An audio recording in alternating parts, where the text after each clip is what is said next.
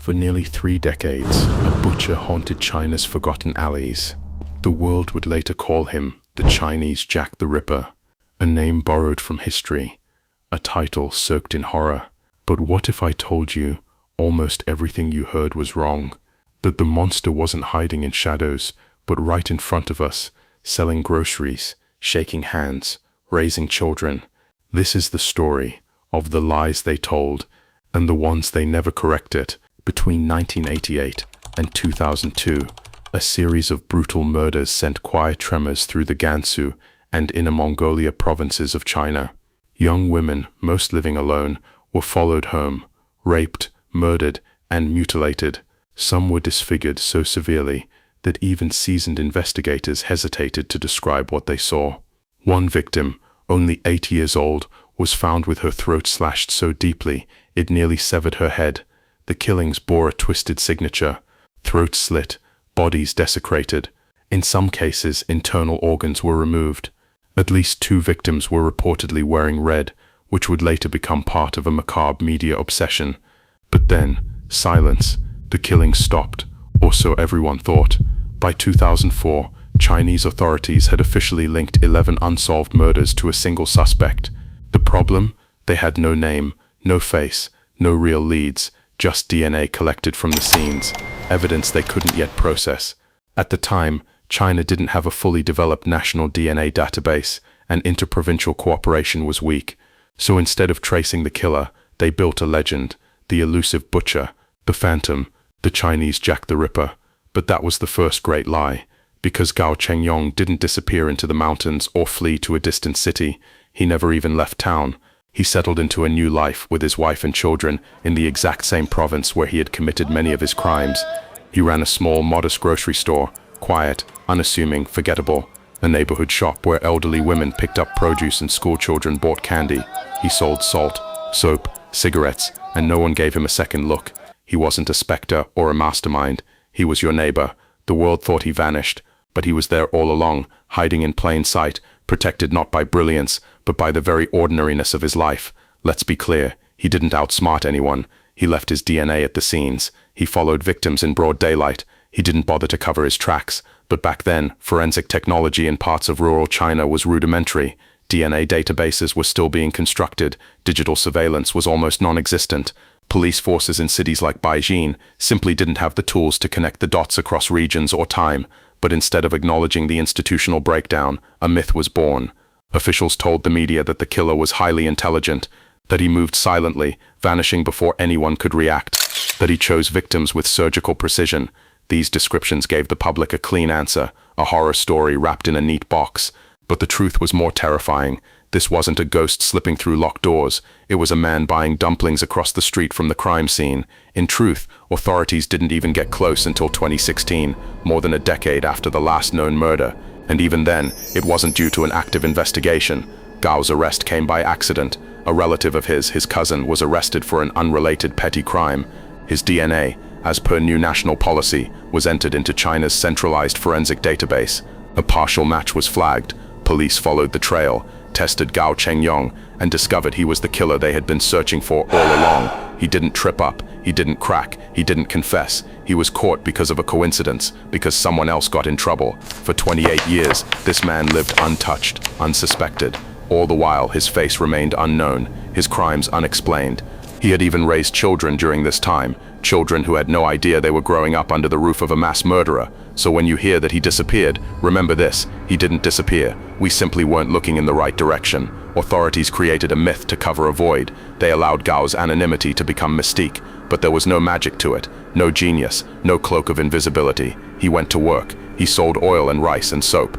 He stood behind a counter while mothers walked in with children, the same kinds of children he once harmed. The true horror of Gao Chengyong wasn't just the killing, it was how normal he appeared after it all. The real fear isn't monsters in the night, it's the ones smiling in daylight.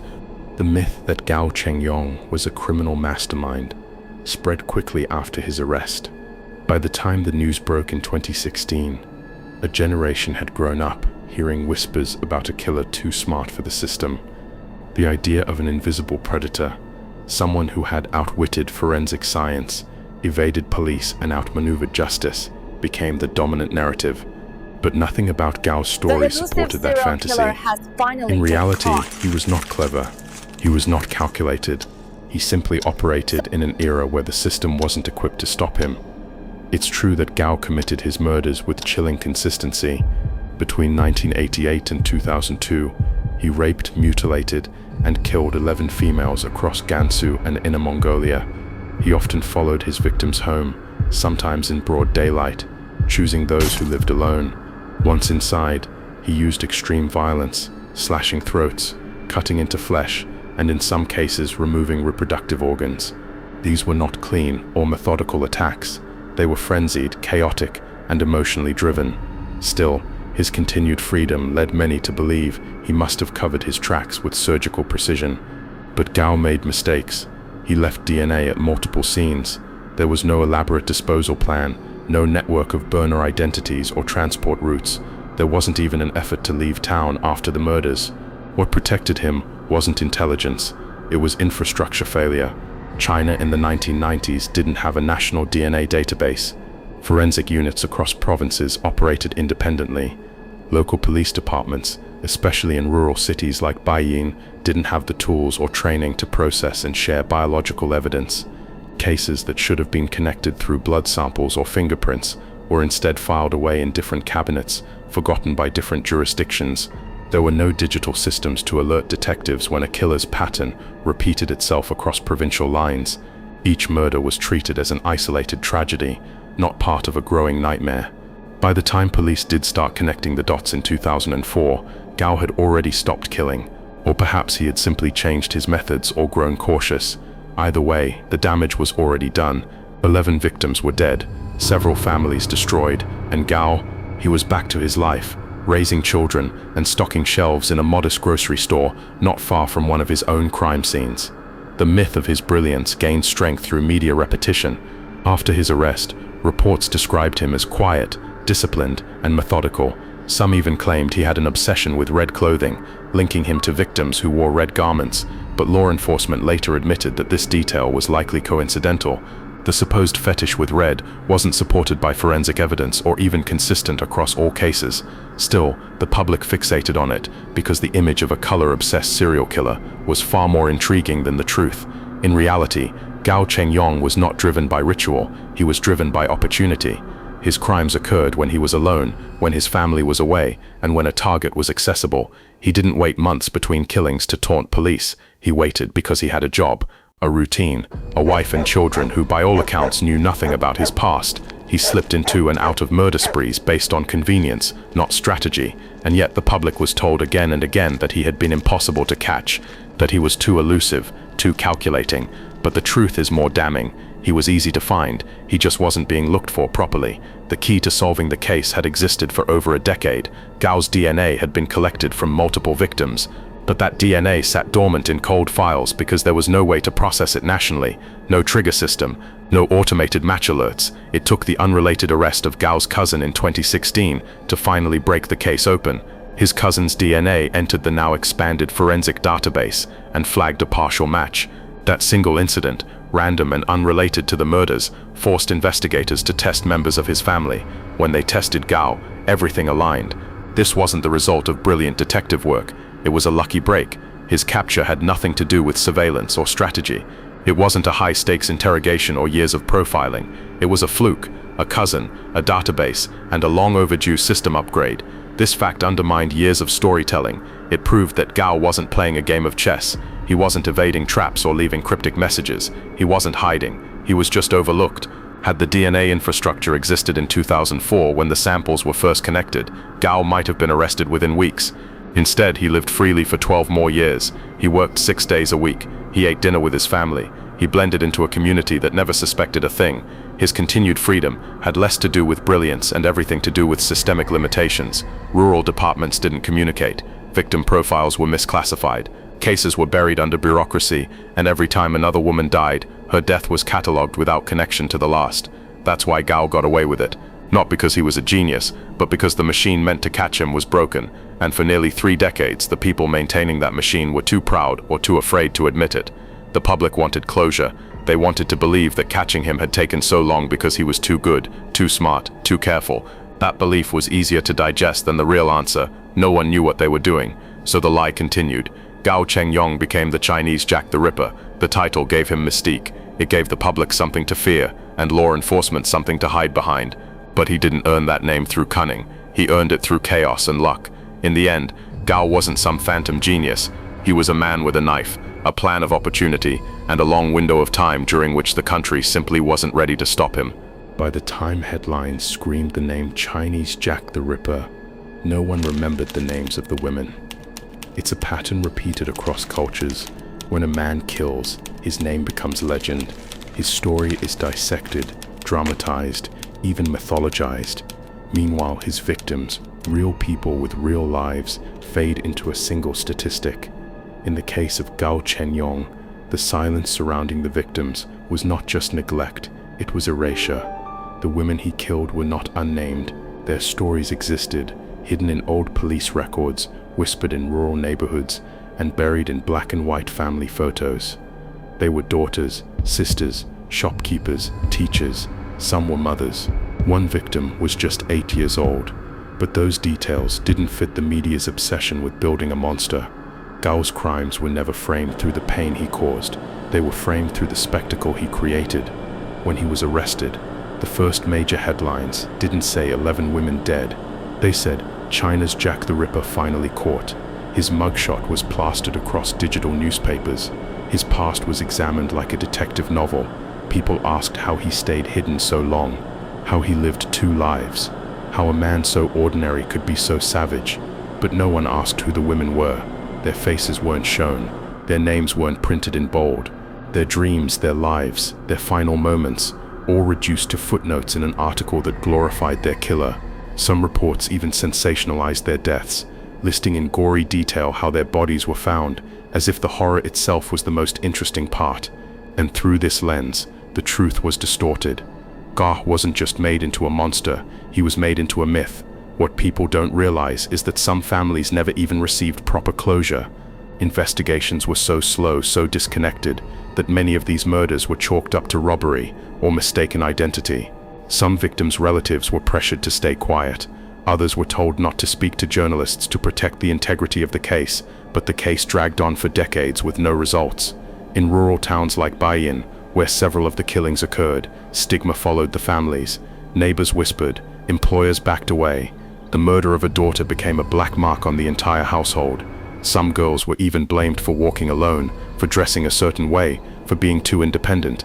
These weren't just private tragedies, they became public shame. The system didn't just fail to protect these women, it failed to honor them afterward. There was no national day of mourning, no widespread campaign for reform, no memorial erected to ensure their names were remembered. Instead, the spotlight turned to Gao, feeding the myth that a single evil man had simply outwitted the world. Even in documentaries and television segments, reenactments focused on the killer's movements, how he stalked, how he chose his moment, how he escaped. But who were the women before that? What did they love? What songs did they hum while brushing their hair, completely unaware that they were being followed? We'll never know, because no one asked. And perhaps most disturbing, in the retelling of Gao's crimes, there was often a twisted admiration buried in the language.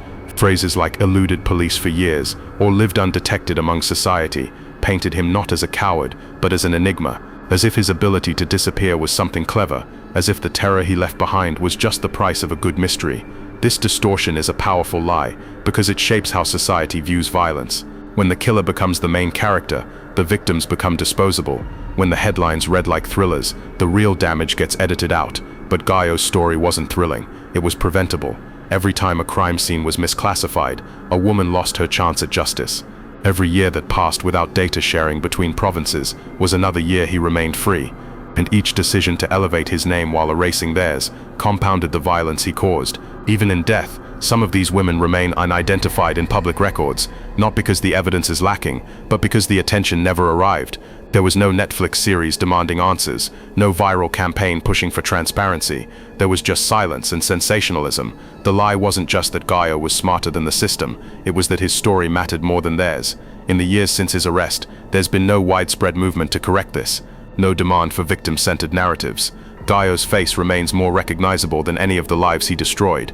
That's not an accident, that's how the machine works. True crime media thrives on villains. It sells fear, but in doing so, it often forgets the most important part, the people left behind, the families still grieving, the unanswered questions that haunt small apartments and quiet villages, the birthdays missed, the dreams buried. If we want to know the truth about Gao Chengyong, we must look beyond the name. We must remember that each of his crimes wasn't just a mystery waiting to be solved. It was a life violently ended, a community shattered, a future erased, and we must hold accountable the system, not just the man that allowed this to happen. They called it a triumph. When Gao Chengyong was finally arrested in 2016, Chinese media exploded with headlines declaring victory. Justice served. Jack the Ripper finally caught. Government officials praised the advances in forensic technology that led to his capture. Local police departments staged press conferences, proudly sharing the timeline of how they tracked him down after 28 years.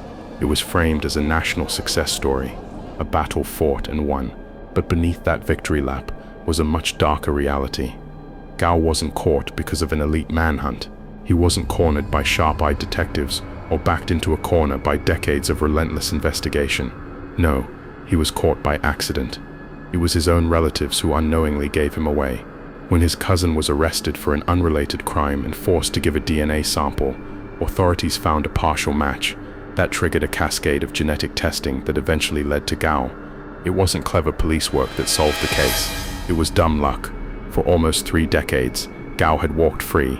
He operated without a shred of suspicion from the very same departments now claiming to have pursued him all along. He worked in a hospital. He raised a child. He ran a grocery store. All the while, he lived just a few miles from several of his crime scenes. How could this happen? The truth is, Gao slipped through the cracks, not because he was a master manipulator, but because the system was never built to catch someone like him. The investigation was crippled from the start. In the 1990s and early 2000s, Chinese law enforcement agencies often worked in silos. There was no national database that linked criminal investigations across provinces. Each jurisdiction handled murders in isolation, as if they were random, unrelated crimes. This allowed Gao to move undetected between regions. Each time he killed, the crime was chalked up to local violence or personal revenge. No one was connecting the dots. No one was seeing the pattern. There was no nationwide manhunt, no special task force. For decades, the evidence sat in dusty drawers while Gao lived in plain sight.